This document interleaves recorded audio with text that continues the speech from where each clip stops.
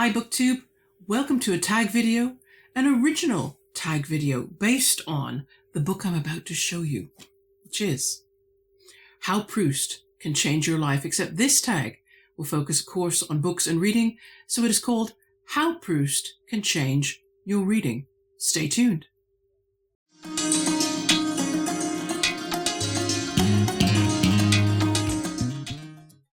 This tag is based on the chapters in Alain de Botton's How Proust Can Change Your Life, but applied to reading. So what I'm going to do is, for each of the prompts, you're going to see them here on screen in my lovely space that I devote here for things to put on screen.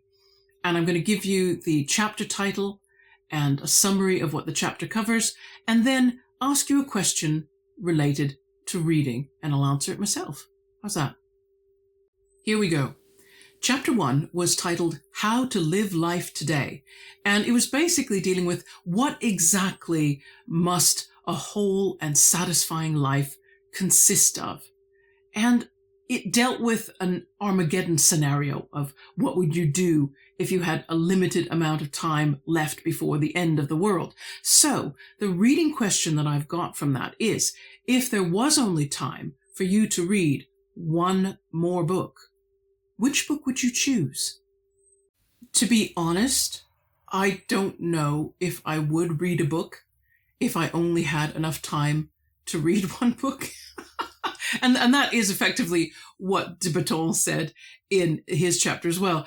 Some of the things you think you might do if you only had a short time left aren't what you would actually do if you had a short amount of time left. But for the purpose of argument, all right, what book would I read? And you know what? I thought to myself, actually, I think this might not be a bad book to end on, if only because it admits to life being unhappy for a lot of the time and says, okay, well, how can we practically deal with that? I think I would need a practical guide to how to handle my unhappiness if I only had time to read one more book.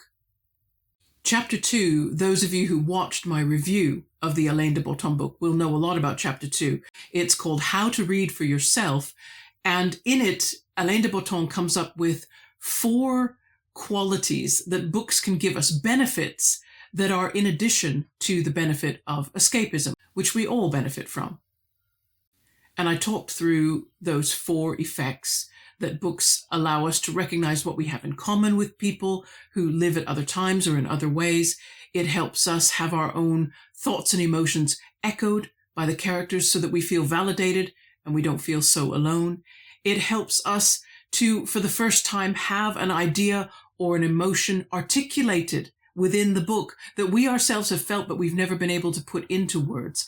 And lastly, that it draws our attention, books do, to things in life that we're either completely ignorant of or that we've failed to recognize before, so that when we finish the book, we're completely different. We can't see the world in the same way again.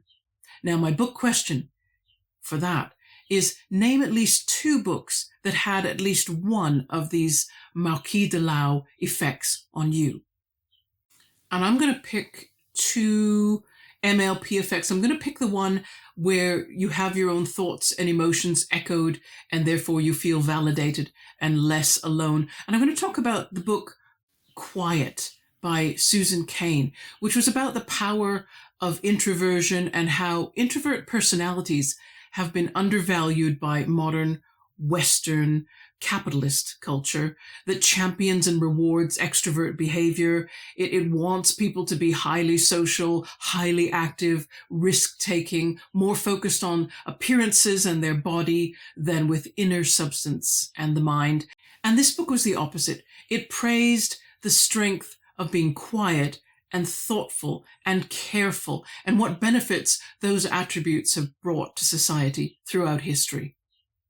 And I have many examples of the 4th MLP or Maquis de Lau phenomenon, and that's to draw attention to something we previously were ignorant of or failed to recognize. And for that, I'm going to talk about the book Why I'm No Longer Talking to White People About Race by Rennie Edo Lodge, which I read back in 2020. From there, that somehow, I can't remember how, led me to Black Folks podcast with Brandon Goodman. And then from there to YouTube channels like Sun Michaud. Each of these is kind of, it's taking my racism. I know people hate that, using that word about themselves. Debs at Rainer Reeds was saying, oh, I don't like to think I might be racist. And I like to come from a different approach. These books have taught me, no, you know what? Scratch that. Let's just start from the baseline of, I am racist. I have picked up all these attitudes, absorb them unconsciously. I may not be aware of them, but what these books have done is brought all those things up to the surface, all those cultural conditionings, and said, these are happening. You may be running on these cultural conditionings without realizing you're doing it. And I think it's better to start at the baseline of, I am racist. What I need to do now is, am I becoming more and more consciously aware of how I am racist? And in being consciously aware, am I catching myself before I just follow cultural convention, say something, do something, think something that just follows that convention? Can I break out of those conventions by constantly teaching myself and constantly watching myself? Chapter 3 in Alain de Botton's book was titled How to Take Your Time. And funnily enough, it dealt with reading again, because Proust's In Search of Lost Time, as you know, is an enormous book. It's 7 volumes long. And sometimes he can take 100 pages just to describe a night's sleep. And so Botton naturally had to ask, how long should a story take? How long should anything that you have to read be? How much detail should it go into? And he makes an argument that there is a place for taking things more slowly and absorbing more detail than you might think is necessary. That he said, the more detail you understand about someone or something, the more you will have, the more you will be in sympathy with it. And so my question for booktubers is this: if you had a week to spend in a cabin in the woods, the sort of place that has no internet access and no digital technology, no television, no radio, you can't take a mobile phone with you or a laptop, so you're absolutely outside of digital distractions. And in that cabin, there will be all 7 volumes of Proust's In Search of Lost Time. Would you read them? Would you read them? Or would you find something else to do? And if so, what? Well, I would read the book. And that's not some virtuous thing, because I cannot think of anything else I could productively do in that cabin. I am no good at hunting, fishing, general survival skills. In fact, I really hope that cabin has got a fridge and a freezer that is already stocked with food, because there's no way I'm going to be able to get enough food otherwise to do anything for that 7 days except just try to survive. So yeah, it provided I could survive and be reasonably comfortable, reasonably warm, although I'm okay in the cold, so I'll probably do a bit better that way, because I'm not sure I know how to build a fire safely. So that might be my big learning curve before we do any reading, is try and get a fire going. But provided I was comfortable after that, yes, I would try to read the book.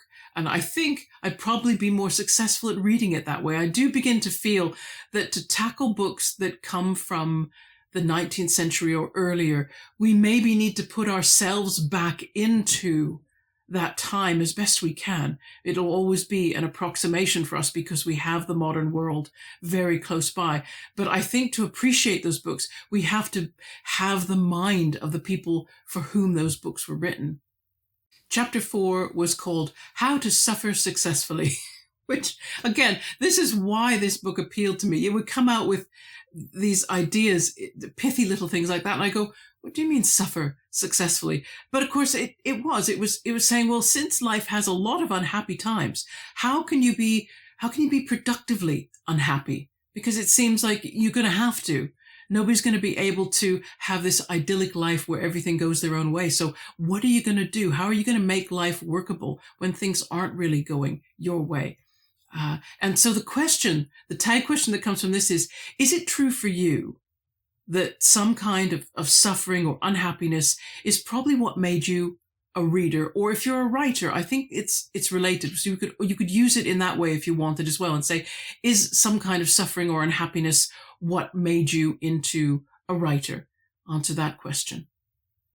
I think for me it was a combination of things. I don't think it was entirely suffering. I don't think I was one of those kids that used books as a survival, a way of coping with a difficult life. But I did use it quite a bit when I was growing up as a stress reliever. I was also, though, extremely curious. So I think I would have been drawn to reading regardless, just because I just hungered for information. I just always seemed to be like that as a kid and as an adult, always curious. But yeah, reading has been helpful in the same way meditation is. It seems to do the same thing for my brain. When I get into a book and I'm lost in it, I feel that it's almost the same experience as when I meditate, in terms of just seems to quiet the brain down. So yeah, I do think to some degree discovering that reading had that advantage was certainly one of the things that motivated me to read more often.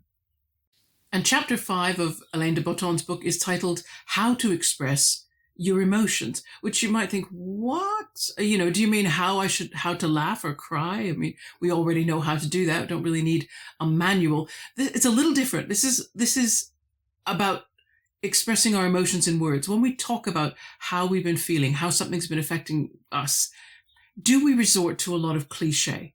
And I think he was suggesting most of us do. We come out with words that don't really say anything, because they're words that are just, they're handy. They're the first things that come to our minds.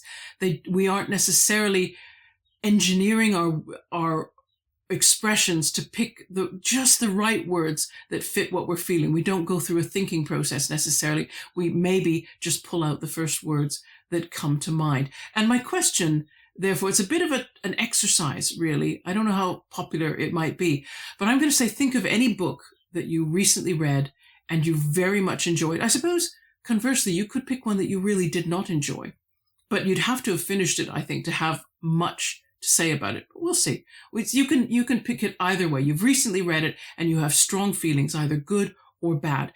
Then, in 100 words or less, describe what you think was good or bad about it, but you must limit yourself to, as much as possible, no adverbs, no adjectives, just nouns and verbs. How will you describe that book and your feelings about it? And I chose to write my little paragraph about Alain de Botton's How Proust Can Change Your Life. So here goes. Here's my paragraph with almost no adverbs or adjectives.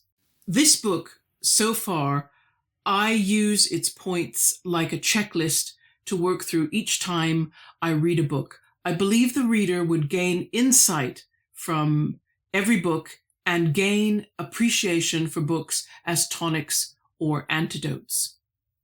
It was very difficult to do. I thought it'd be easy until I sat down and tried to do it myself. But the benefit of getting away from adjectives and adverbs, because we use them so much, don't we? We say, oh, I was devastated, or that book was brilliant, or it's so well written. What does that even mean? Some of these cliches become a bit meaningless, and they don't really convey how we feel about a book. Not truly. They're just things we pull out because they pop into our head while we're filming like this. So I think it's a good exercise to sit down and go, no, how do I feel about this book? And let's take out the adverbs and the adjectives, because they can tend to be cliche. How can I describe this book concretely and say, what benefit do I get out of it? And the benefit I get out of it is that, yes, there's a benefit for life, but that's why I got the idea for the tag, is I felt it had benefit for reading, definitely. Because if you can describe your feelings about a book more carefully, more accurately, what you will be giving your listener is a better idea of what the book did for you and what it might be able to do for them. Chapter 6 was called How to Be a Good Friend. I quoted from it in the review, and it suggests that honesty's not the best policy for friendship, or honesty isn't what you necessarily want a lot of in a friendship. You want some, but de Botton's book argued probably what you really want is emotional support from a friend. That's what is the bigger priority than 100% honesty all the time, which would probably wear us down with each other. And so my book-related question is this. Think of a book where friendship is central, and then discuss whether Proust's principle that says 100% honesty is not a good idea for friendship. Discuss whether that's true or not based on that book. The book I'm going to pick, naturally, is My Brilliant Friend by Elena Ferrante. And when I think about the two girls, Lila and Elena, I think the novel laments that they didn't tell each other more truths, that they didn't speak more truthfully to each other. There were conversations that I wish Lila and Elena had, conversations that would have been supportive. Now, I'm using that word supportive, so am I thinking of truths or am I just thinking of emotional support? Which would I have rather? It's a tricky one. I'm realizing that this whole business of should you worry more about emotional support to your friends or more about perfect honesty with your friends, that it's a very tricky ground to walk across correctly.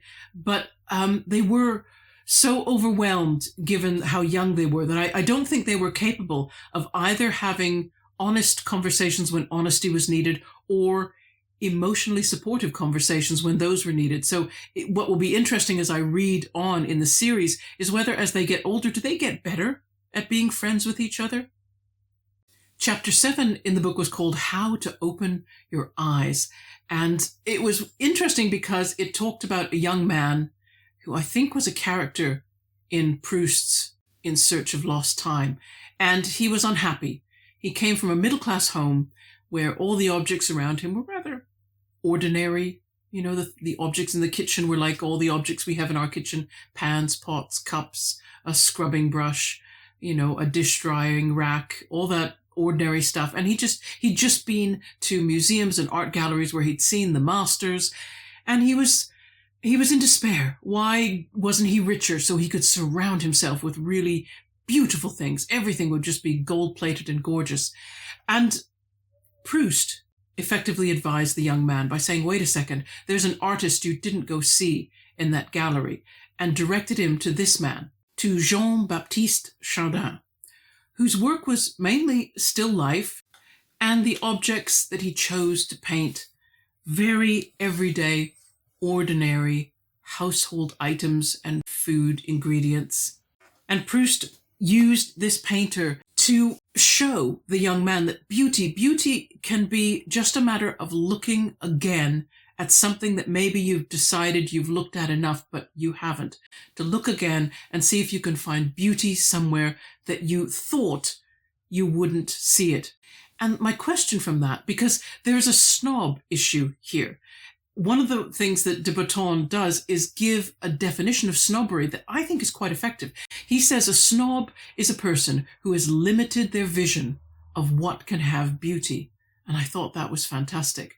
I think, that's true. In other words, they think they've seen something, or they think they know without having seen what beauty something contains. And if they were to look again, they might find beauty there.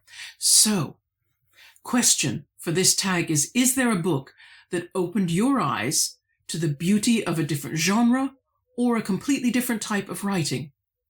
Well, for me, the eye-opening book was Story by Robert McKee. McKee is a film producer and a writer, and he gives seminars, rather costly ones, on screenwriting. And I saw him at Hay on Wye one year, and his book helped me understand for the first time the mechanics of storytelling. No matter what kind of story you're telling, doesn't matter what the genre is, it's just how do the mechanics work? So in other words, when and why should a story be plot-driven? When and why should it be character-driven? And depending upon which it should be, how should the mechanics work? And this helped me to understand, for example, how a film based on a book should be judged, because some books would not make good films, and some films would make very short strange books. Films are art forms with a time limit, so they're going to be different. Books don't have a time limit so much. They can be shorter or longer, but nevertheless, what goes on within those pages is structured, if it's to be effective, should be structured in a certain way to achieve certain effects. That gets you beyond some of the snobbery of, is it a crime book? Is it a science fiction book? Is it a fantasy book? And if it's one of these genres, well, maybe it's not as good as some other book. I think, no, you can begin to judge the genre for itself as a particular way of expressing or bringing to an audience a particular type of story. And then you can start saying, okay, if this is science fiction, it should be bringing this to its readers. Now let's look at the books and take a closer look at them and go, how effectively do each of these books bring that to their audience? Are they really science fiction? Are they bending the rules a little? Are they taking aspects from science fiction and blending them with another genre? So maybe seeking a different audience, or seeking to, tempt the audience into new territory, one of those two things. But without that book, I don't think I'd have understood the nuts and bolts of how does it work. I think I saw story as something kind of magical, and this made me think, no, it's a craft. It's something that can be carefully constructed, but you must know what you are constructing and who is going to be living in the building to build it well. Chapter 8. Chapter 8 of the book is titled How to Be Happy in Love, what every self-help book needs to have, right? Botton doesn't take the line you might think he does. He recognizes that in any intimate relationship, there's going to be an intense initial period where you really do focus on that other person, to get to know them, to absorb from them. And that's a very unique time. You don't behave according to your normal patterns. Everything is out of habit. But then, of course, as you establish a relationship and it goes on over time, you cannot keep up that intense, let's not plan anything. You have to get down into a habitual life. And the problem with habit is that there are things that you ignore and things that you do. That's the nature of a habit. It's just you go through the motions of behavior. And by doing that, of course, you change the nature of your relationship with this significant other person. And that can be difficult. That can seem to take out of that relationship the inspirational spark and excitement, because here you are, two people now just doing your habits together. And it changes the nature of the feelings and the emotions. And so he argues that humans should accept that this happens without necessarily seeing it as bad. It isn't necessarily a sign that things are bad. But he also said it is possible, if we do the same exercise as chapter 7 says, opening our eyes, looking again. He says we can capture small refreshers of that spark if we learn to maybe step out of our habits and notice and focus on the significant person again. We probably will see or understand something about them that we didn't before. And the tag question that comes from this is, does anyone, well, we all should, I think, have some personal pointers that we can give to a flagging reader, where readings become a bit, just something that you do and you do and you do, and now you're kind of falling out in love with it. How can you refresh your love of reading? What can you do? I know people are going to offer some fantastic advice. I'm going to go off in a very weird direction and say, sometimes you honestly need a break from the habit of reading. Your mind is trying to tell you, by being bored with books, that it would like to do something else for a while. And when you're a habitual reader, yes, it feels really weird not to be having a book always there in progress. But the majority of people, who live life, they don't read. They don't. And they do other things with their time, and they don't feel bad about it. So we shouldn't feel bad if we decide, I need to get away from books altogether. I'm going to go paint that spare room that I've been meaning to. I'm going to go take the kids to the beach, or I'm just going to watch television. I'm going to watch a television series. That would be, for me, that's always a phenomenal, strange use of my time if I decide I'm going to watch television. I don't know if I've ever really stopped reading. Obviously, I've talked about when I was an evangelical Christian and the nature of the teachings discouraged me from reading. That's a different thing altogether. I don't think I've ever completely stopped reading, but I have had slower periods where something else is taking priority in my life. But you might need a reading sabbatical. You might. I mean, it's not the end of the world. Like, most people live their lives without reading at all. And I don't think all of those people live bad lives. I think we know that. We know people who live perfectly good, productive lives. They just don't read a great deal or at all. And so we can find value in other activities. And it may be that all our mind really wants is just a change for a while, maybe several months, maybe a year. I don't think that's the end of the world. And I don't think people should see it as the end of the world. We get so caught up in our habit that we can feel like we're divorcing books. We can give it a level of emotional drama that maybe it doesn't deserve. But yeah, I think there is justification sometimes in taking a break and doing something else, having a reading vacation. That is, a vacation from reading. The final chapter in Alain de Botton's book was called How to Put Books Down, which isn't about DNFing, in case you're thinking, aha, good, he's going to give us Proust pointers for DNFing, which is ironic, given that probably Proust's books are DNF'd a great deal, I imagine, just because they're so challenging to take on. And so my question from this chapter, because it isn't about putting books down, but it is about books that maybe you give too much regard to. And are you able, the way I suppose when I was an evangelical Christian, we gave the Bible we gave it a kind of emphasis that I think was unhealthy. We put it up there and gave it a literary status that I think was too much and shouldn't have been asked. So there came a time when it was better for me to put that down. And I must admit, I really enjoy reading the Bible now.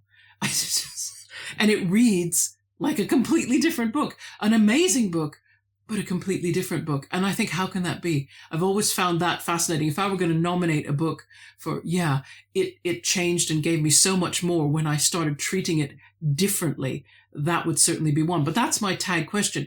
Is there a writer or a book that you've considered to be kind of an oracle, or a book that you once thought you would adore forever, but over time, somehow you've just grown to see it differently?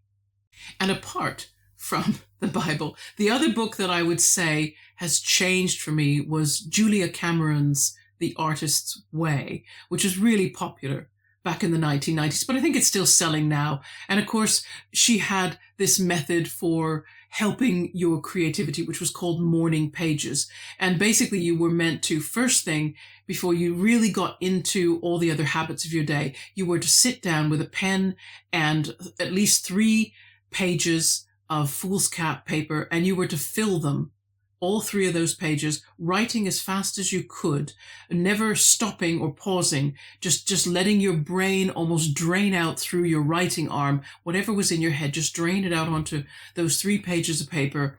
And then you didn't need to keep them. If you wanted to, you could. You never needed to review them. You could if you wanted to, but it wasn't necessary. After that, you just got on with the rest of your day. And I did try these for a while, but I found they didn't make the difference to my writing that I thought they would. And also, they were just so completely impractical. Unless you were without children and you didn't hold down a full-time job, or you didn't have a relationship with somebody who was working full-time in shifts, coming in and out of the house at interesting times of day. Morning pages just didn't allow for any of that. And so I began to see them as just a luxury for people who had complete control of their mornings, or who could afford to lose sleep by getting up even earlier than they already get up to do the things they have to do, just so they could get these pages written. And I just ended up tired, and I didn't write as much because I was tired. So I just dropped them, and I've never done them since. I don't talk much about me as a writer, but when I'm writing, I have a different way of seeking to get creativity out of myself, and it doesn't involve morning pages anymore. And that's it, everybody. That is the tag. The questions will appear in the description box in full, because I know it will be very hard to pick them out from this video. Have a go. I'm going to tag some people in the description box. If you like the tag, all you that I do tag, please go ahead and have an attempt at it. If you like this tag, though, very much, if you're looking at it going, oh, I love this tag and she hasn't tagged me, well, that maybe, I'm forgetful. So even if I watch your channel, and even if I comment on the things that I watch on your channel, I would want you to do this tag, right? Of course I would. So please feel free to just take it up and do it, because I'd love to see what other people do with these prompts. In the meantime, everybody, have great reading, and I'll see you again in a few days' time. Take care. Bye-bye.